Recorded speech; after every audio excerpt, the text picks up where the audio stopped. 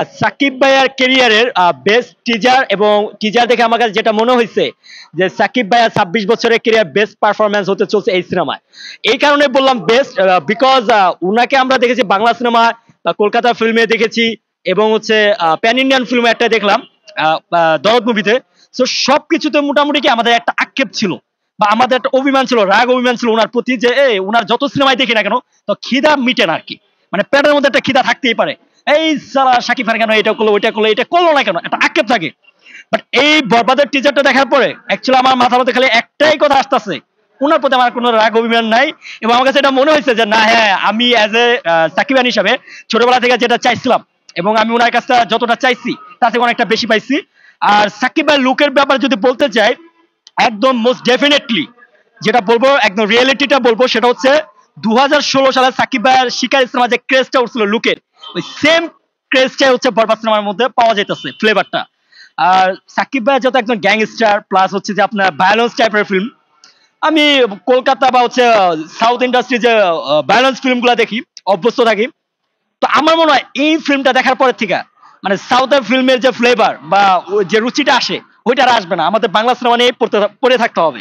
এরকম ওখানে একটা সাইলেন্স সাউন্ড আছে, আপনি জানেন? অফকোর্স, সাউন্ডটা একটু কি দেওয়া যাবে? অফকোর্স। আর একটা ডায়লগ আছে যদি বলতে পারেন। টিজারের? হ্যাঁ, হ্যাঁ। আচ্ছা আচ্ছা, আমি তো সাকিব ভাইয়ের মতো করে দিতে পারবো না, বাট হচ্ছে আমি ট্রাই করবো আর কি। এরকম একটা ইয়া ছিল মানে টিজারের মধ্যে, আর ডায়লগটা দেই, আমি আমার অতীত নিয়েও ভাবি না, আমার ফিউচার নিয়েও ভাবি না, আমি শুধু একটা জিনিসই ভাবি, নিতু শুধুই আমার, নিতরে না পাইলে আমি পুরা দুনিয়া বরবাদ করে দিতে পারি। So, আর টিজারের মধ্যে যতটুকু মানে বোঝা গেল, এন্ড হচ্ছে সাকিব ভাই যে ডায়লগটা দেখে বোঝা গেল যেটা অ্যাকচুয়ালি ওই বরবাদ ফিল্ম না, যে মানে একদম মাইরা মুরা কাইটা করে একদম ফালায় তুমি, এটা ওই বরবাদ ফিল্ম যেখানে হচ্ছে তার প্রেমিকা বা হচ্ছে তার যে লাইলি, সো তার লাইলিকে কেন্দ্র করে মুভিটা এগোবে। সো লাইলির জন্য হাজারটা খুনও করতে পারে, হাজার জনের গলা কাটতে ফেলাইতে পারে, আবার হাজার জনকে জীবিত করতে পারে, আবার নিজের কিডনি বের করে দিতে পারে এরকম।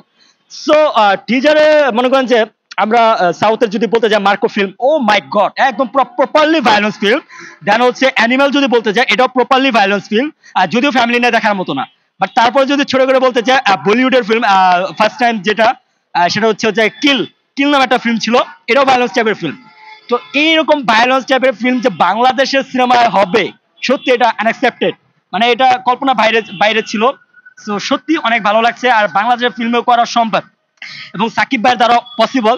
আর টিজারের একটা বিষয় খুব ইন্টারেস্টিং, যে একটা টিজারে জাস্ট প্রায় 86টার উপরে কান্ট্রি মানুষেরা, কন্টেন্ট ক্রিয়েটর যারা যারা বাংলা বুঝে না, পাকিস্তান বলেন, চায়না বলেন, ইংল্যান্ড বলেন, নিউজিল্যান্ড বলেন, তারপর হচ্ছে কলকাতা, পাকিস্তান, তারপর হচ্ছে যে দুবাই, আরব আমিরাত, তো সৌদি আরবের মতো জায়গা যেখানে মানে ইসলাম কান্ট্রি এবং হচ্ছে মুসলিম, ওখানে কিন্তু তারপর সাকিব ভাই বরবাদ সিনেমার যে টিজার রিয়াকশন দিচ্ছে।